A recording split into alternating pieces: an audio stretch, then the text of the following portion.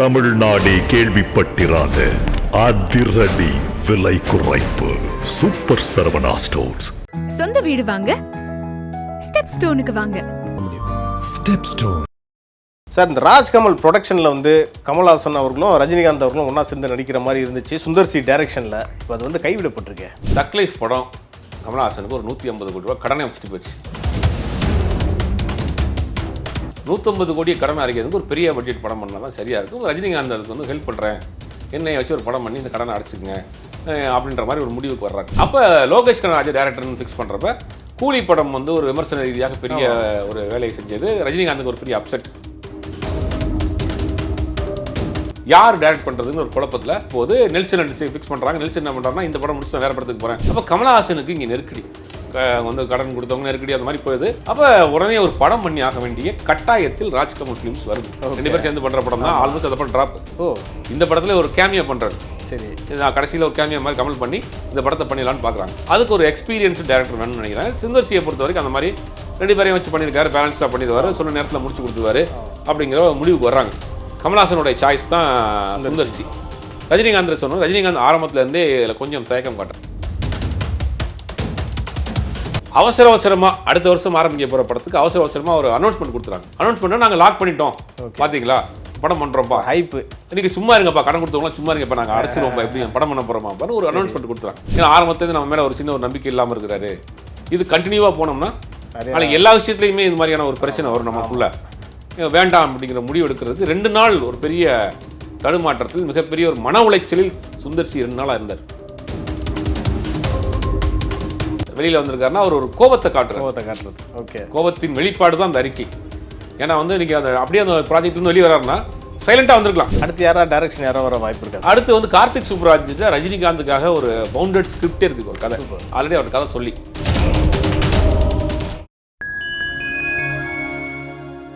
Fine time cine நேயர்களுக்கு வணக்கம். இன்று நம்மோடு இணைந்திருப்பவர் மூத்த பத்திரிகையாளர் திரு ஜுபேர் அவர்கள். வாருங்கள், அவரிடம் சினிமா சார்ந்த பல்வேறு கேள்விகளை முன்வைக்கலாம். வணக்கம் சார். வணக்கம் சார், இந்த ராஜ்கமல் ப்ரொடக்ஷனில் வந்து கமல்ஹாசன் அவர்களும் ரஜினிகாந்த் அவர்களும் ஒன்றா சேர்ந்து நடிக்கிற மாதிரி இருந்துச்சு சுந்தர் சி டைரக்ஷனில். இப்போ அது வந்து கைவிடப்பட்டிருக்கு.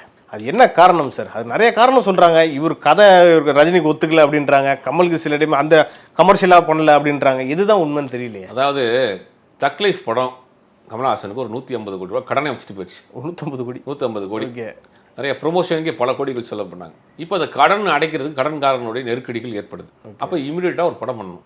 150 கோடியை கடன் அடைக்கிறதுக்கு ஒரு பெரிய பட்ஜெட் படம் பண்ணால் தான் சரியாக இருக்கும். ரஜினிகாந்த் அதுக்கு வந்து ஹெல்ப் பண்ணுறேன், என்னை வச்சு ஒரு படம் பண்ணி இந்த கடனை அடைச்சிக்கங்க அப்படின்ற மாதிரி ஒரு முடிவுக்கு வர்றாரு. அப்போ என்ன பண்ணுறோம், 2 பேர் சேர்ந்து பண்ண பெரிய பட்ஜெட் படமாக பண்ணிடுவோம், ரஜினி கமல் சேர்ந்து அப்படின்ற மாதிரி அவங்க ஒரு பிளான் பண்ணுறாங்க. இது எல்லாமே அந்த தக் லைஃபுக்கு பிறகு நடக்குது. ஓகே. அப்போ லோகேஷ் கனகராஜ் டேரக்டர்னு ஃபிக்ஸ் பண்ணுறப்ப கூலி படம் வந்து ஒரு விமர்சன ரீதியாக பெரிய ஒரு வேலையை செஞ்சது. ரஜினிகாந்துக்கு ஒரு பெரிய அப்செட். ஓகே. அப்போ லோகேஷ் வேண்டாம் அப்படிங்கிற மாதிரி முடிவு பண்ணுறாங்க. அப்போ 2 பேர் சேர்ந்து பண்ணுற படத்தை யார் டைரக்ட் பண்ணுறதுன்னு ஒரு குழப்பத்தில் அந்த படம் அப்படி கொஞ்ச நாள் தள்ளி போகுது. நெல்சன் ஃபிக்ஸ் பண்ணுறாங்க. நெல்சன் என்ன பண்ணுறாங்கன்னா, இந்த படம் முடிச்சு நான் வேறு படத்துக்கு போகிறேன். சரி, அந்த 2 பேர் பண்ணுற ப்ராஜெக்ட் டிலே ஆகுது. அப்போ கமல்ஹாசனுக்கு இங்கே நெருக்கடி வந்து கடன் கொடுத்தவங்க நெருக்கடி அந்த மாதிரி போகுது. இப்போ இமீடியட்டாக என்னென்னா, சினிமா என்னென்னா, நீங்கள் கடன் கொடுத்துட்டு இன்னொரு படம் ரன் ஆகிட்டு இருந்துச்சுன்னா நான் இந்த படத்தை எடுத்து தரேன்னு சொல்லிட்டு அதை இது பண்ணலாம். அது சினிமா உண்மையான ஒன்று தூக்கி போடுவாங்க. ஆட்டை தூக்கி குட்டியில் போகிறது, குட்டியை தூக்கி ஆட்டில் போகிற மாதிரி. அப்போ உடனே ஒரு படம் பண்ணி ஆக வேண்டிய கட்டாயத்தில் ராஜ்கமல் ஃபிலிம்ஸ் வருது. அப்போ என்ன பண்ணலாம்னா, இப்போ நாங்கள் தனியாக ஒரு படம் பண்ணிடுவோம். ஆல்மோஸ்ட் அந்த படம் தான் இது. 2 பேர் சேர்ந்து பண்ணுற படம் தான். ஆல்மோஸ்ட் அந்த படம் ட்ராப். இந்த படத்தில் ஒரு கேமியா பண்ணுறாரு. சரி, நான் கடைசியில் ஒரு கேமியா மாதிரி கமல் பண்ணி இந்த படத்தை பண்ணிடலான்னு பார்க்குறாங்க. இதை யார் டேரக்டர் அப்படின்னு பேச்சு வர்றப்ப ஏற்கனவே கடனில் இருந்து அதை போக்குவதற்காக நீக்குவதற்காக படம் பண்ணுற படம். ஓகே. அப்போ ஒரு காம்பேக்ட் பட்ஜெட்டில் பண்ணணும், சொல்கிற நேரத்தில் பண்ணணும், சொல்கிற டேட்டில் பண்ணணும். அதுக்கு ஒரு எக்ஸ்பீரியன்ஸ் டேரக்டர் வேணும்னு நினைக்கிறேன். சுந்தர் சியை பொறுத்த வரைக்கும் அந்த மாதிரி 2 பேரையும் வச்சு பண்ணியிருக்காரு. பேலன்ஸாக பண்ணிடுவார், சொன்ன நேரத்தில் முடிச்சு கொடுத்துருவாரு அப்படிங்கிற முடிவுக்கு வர்றாங்க. கமல்ஹாசனுடைய சாய்ஸ் தான் சுந்தர் சி. ரஜினிகாந்த் சொன்னோம். ரஜினிகாந்த் ஆரம்பத்துலேருந்தே இதில் கொஞ்சம் தயக்கம் காட்டுறாரு. ஒரு பழைய டேரக்டராக இருக்காரு. பழைய டேரக்டர். இப்போ அப்டேட்டடாக நம்ம வந்து கார்த்திக் சுப்ராஜ், லோகேஷ் கனகராஜ் இந்த மாதிரி போயிட்டு இருக்கிறோம். கொஞ்சம் பின்னாடி போனோன்னா வந்து அது எப்படி சரியாக வருமாங்கிற ஒரு டவுட்டில் இருக்கார். ஓகே. அப்போ இவருடைய இந்த மூக்குத்தி அம்மன் 2 படத்தை எடுத்துகிட்டு இருக்காரு. அதை பற்றின காட்சி எல்லாம் போட்டு காமிச்சிருக்காங்க. ஓரளவுக்கு நம்பிக்கை வந்து சரி ஓகே பண்ணலாம் அப்படின்னு அவசரமாக அடுத்த வருஷம் ஆரம்பிக்க போகிற படத்துக்கு அவசரமாக ஒரு அனௌன்ஸ்மெண்ட் கொடுத்துறாங்க. அனௌன்ஸ்மெண்ட்டை நாங்கள் லாக் பண்ணிட்டோம், பார்த்தீங்களா படம் பண்ணுறோம்ப்பா, ஹைப்பு, இன்னைக்கு சும்மா இருங்கப்பா, கடன் கொடுத்தவங்களாம் சும்மா இருங்கப்பா, நாங்கள் அடைச்சிருவோம்ப்பா, எப்படி படம் பண்ண போகிறோமாப்பான்னு ஒரு அனௌன்ஸ்மெண்ட் கொடுத்துறாங்க. அப்போ சுந்தர்சி உள்ளே வர்றப்ப எந்த கதையும் கிடையாது, எந்த இதுவும் கிடையாது. அவருடைய பிறந்தநாள் அன்னைக்கு எல்லாரும் பார்த்தோம், ஒரு பெரிய விளம்பரம் கொடுத்துட்டாங்க. அதுக்கு பிறகு கதை விவாதத்தை ரெடி பண்ணுறதுக்காக ஒரு ஐடியல் பீச்னு சொல்லிட்டு ஈசிஆரில் ஒரு பீச் இருக்குது. ஆமாம், பீச் ரெசார்ட். அதில் வந்து சினிமா ஆட்கள் பூரா அங்கே தான் போட்டிருப்பாங்க. ஓகே. அதில் ரூம் போட்டு இவர் கதை விவாதத்தில் இருக்கிறார். யார்? சுந்தர்சி. விவாதத்தில் இருக்கிறப்ப ஒரு ஒரு எப்பவுமே கதை என்ன சொல்லுவாங்கன்னா ஃபுல் கதை பண்ண மாட்டாங்க. ஓகே. ஒரு அவுட்லைன் பண்ணுவாங்க, ஒரு ஒன்லைன் பண்ணுவாங்க. ஓகே. பண்ணிவிட்டு அதை சொல்லுவாங்க, நல்லா இருந்ததுன்னா அந்த கதையை டெவலப் பண்ணுவாங்க. அந்த மாதிரி ஏதோ ஒரு 2-3 நாள் ஒரு ஒன்லைன் சொல்லியிருக்கிறாரு, அது பிடிக்கல. அதுக்கு பிறகு இன்னொரு லைன் சொல்லியிருக்காரு போல், அதுவும் பிடிக்கலானே இவருக்கு வந்து ஒரு மாதிரி அப்செட் ஆயிடுச்சு சுந்தர்சி. ஓகே. ஏன்னா ஆரம்பத்துலேருந்து நம்ம மேலே ஒரு சின்ன ஒரு நம்பிக்கை இல்லாமல் இருக்கிறாரு. இது கண்டினியூவாக போனோம்னா நாளைக்கு எல்லா விஷயத்துலையுமே இது மாதிரியான ஒரு பிரச்சனை வரும் நமக்குள்ள. வேண்டாம் அப்படிங்கிற முடிவு எடுக்கிறதுக்கு 2 நாள் ஒரு பெரிய தடுமாற்றத்தில், மிகப்பெரிய ஒரு மன உளைச்சலில் சுந்தர்சி 2 நாளாக இருந்தார். இருந்ததுக்கு பிறகு தான் வேறு வழி இல்லாமல் அவருடைய வெல்விச்சராக இருக்கக்கூடிய சில தயாரிப்பாளர், சுந்தர்சிக்கு மிக நெருக்கமாக இருக்கக்கூடிய தயாரிப்பாளர்கிட்ட கேட்டிருக்காரு, அட்வைஸ் பண்ணோம். அவங்க சொல்லியிருக்காங்க, இது வந்து உங்களுக்கு ஸ்மூத்தாக போகாது, ஆரம்பத்துலேயே அவங்க 2 பேத்துக்குள்ள அந்த மாதிரி இருக்குது, நீங்கள் ரிலாக்ஸாக வெளியே வந்துடலாம் அப்படின்றதுனால தான் சுந்தர்சி வந்து அதை வந்து ஸ்மூத்தாக வந்திருக்கலாம். ஆனால் அவர் வந்து வெளியில் ஒரு சோஷியல் மீடியாவில் அறிக்கையெல்லாம் கொடுத்து வெளியில் வந்திருக்காருன்னா அவர் ஒரு கோபத்தை காட்டுறது. ஓகே. கோபத்தின் வெளிப்பாடு தான் அந்த அறிக்கை.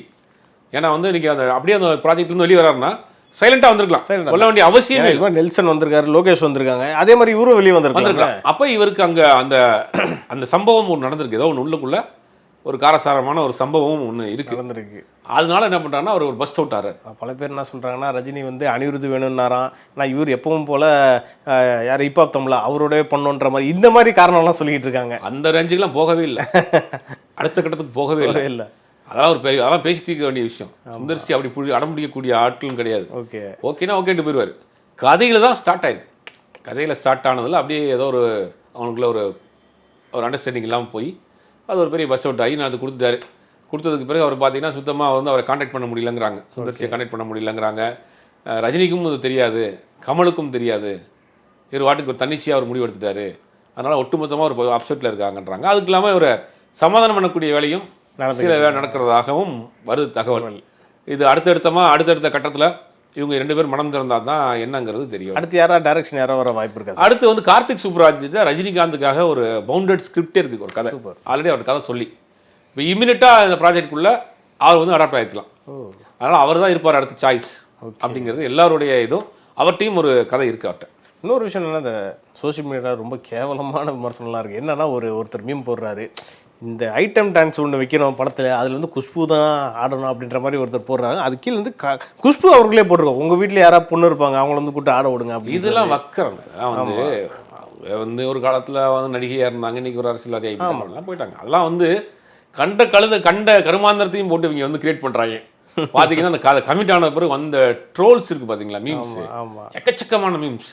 அதை பார்த்தீங்கன்னா வந்து ஒரு பேய் படம் தான், ரஜினியை பேயாவெல்லாம் டிசைன் பண்ணாங்க.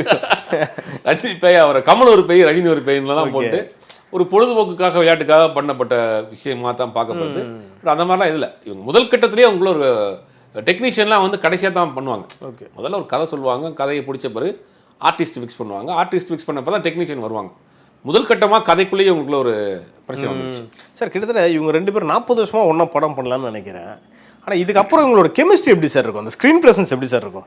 ஒரு வேலை நடிச்சா அதெல்லாம் இன்னைக்கு வந்து ஒரு பெரிய ரசிகர்கள் வந்து ஒரு எக்ஸைட்டடாக இருக்குமே தவிர அவங்களுக்குலாம் ஒரு பெருசாக ஒன்றும் இருக்காது. இல்லை, ஓகே, அவங்களுக்கு ஒரு ரசிகர்கள் ஒரு பிரமிப்பாக பார்ப்பாங்க. ஆனால் அவங்களுக்குள்ள ஒரு பெரிய ஒரு பெருசாக ஒரு அனுபவமோ புதுசாக ஒரு அனுபவமோ அது பெருசாக இருக்காது. ஆனால் என்னென்னா ரஜினிகாந்துக்கு இதே மாதிரியான ஒரு 30 வருஷத்துக்கு முன்னாடி ஒரு சம்பவம் நடந்துச்சு. ஓகே, என்ன சார்? இதே சம்பவம், சேம் ப்ராப்ளம். ரஜினிகாந்த் வந்து கவிதாலயாவுக்காக ஒரு படம் பண்ணுறார். ஓகே, கவிதாலயா அப்போ கொஞ்சம் சிக்கலில் இருக்காங்க, கடலில் இருக்கிறாங்க. அப்போ கவிதாலயாவுக்காக ஒரு படம் பண்ணுற சார்னு ரஜினிகாந்த் வந்து பாலச்சந்தருக்காக பாலச்சந்தர் பண்ணோன்னே சரின்ட்டாங்க. பாலச்சந்தர் சொல்ல என் அசிஸ்டன்ட் ஒருத்தர் அனுப்புகிறேன், கதை கேளுங்க, அவர் தான் டேரக்டர்ன்ட்டார். ஓகேன்ட்டார். டேரக்டர் சொன்னார்னா ஓகேன்ட்டார். அவர் போய் ஒரு கதை சொல்கிறார், அந்த கதை வந்து அவருக்கு பிடிக்கல. இன்னொரு கதை சொல்கிறார், அந்த கதையும் பிடிக்கல. அந்த டேரக்டர் நேராக பாலச்சந்தர்கிட்ட போய், சார் இந்த ப்ராஜெக்டில் நான் விளைக்கிறேன் சார், ஓகே நான் வரலன்ட்டு விளைக்கிறார்.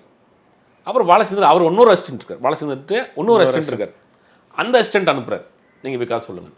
அவர் ஏதோ ஒரு லைன் சொல்கிறாரு, அதுக்கு அவருக்கு பிடிச்சி போச்சு. ஓகே, அந்த படம் தான் அண்ணாமலை. அந்த டேரக்டர் தான் சுரேஷ் கிருஷ்ணா. முதலில் வெளியாகிற டேரக்டர் வசந்த். வசந்தை வச்சு விளம்பரமே வந்துருச்சு. ஓகே, அந்த சூப்பர் கவிதாலயா வழங்கும் சூப்பர் ஸ்டார் ரஜினிகாந்த் நடிக்கும் வசந்த் இயக்கத்தில் அப்படின்னு விளம்பரமே வந்துச்சு. கடைசி மினிட்ல அவர் வெளியே வந்துட்டார். ஏன்னா இவர் பாலச்சந்தர் டைப்பில் கேரடி கண்மணி, நீ பாதி நான் பாதி அந்த மாதிரி படங்கள் பண்ணிட்டு இருந்தார். ஒரு கமர்ஷியல் படத்துக்கு அவரால் அடாப்ட் ஆக முடியல, வெளியில் வந்துட்டார். அதே மாதிரி ஒரு ஹெல்ப்புக்காக பண்ணப்பட்ட படம் தான் அண்ணாமலை. அப்போ ஒரு சிக்கல் இருந்தார். அதே பிரச்சனை கிட்டத்தட்ட 30 வருஷம் கழிச்சு வந்திருக்கு. அது ரெண்டையும் அந்த சம்பவங்கள் பார்க்குறப்ப ஒரே மாதிரி இருக்குது. கண்டிப்பாக அதை பேசி சரி பண்ணுவாங்கன்னு நினைக்கிறேன். கமல், ரஜினி 2 பேருமே நடிக்கக்கூடிய இருந்த அந்த படத்தில் இருக்கக்கூடிய சிக்கலை பற்றி நம்ம நிறையா டிஸ்கஸ் பண்ணோம். இது குறித்து அடுத்தடுத்த நிகழ்ச்சிகள் இன்னும் நம்ம டீட்டெயிலாக பேசலாம் சார். நன்றி சார்.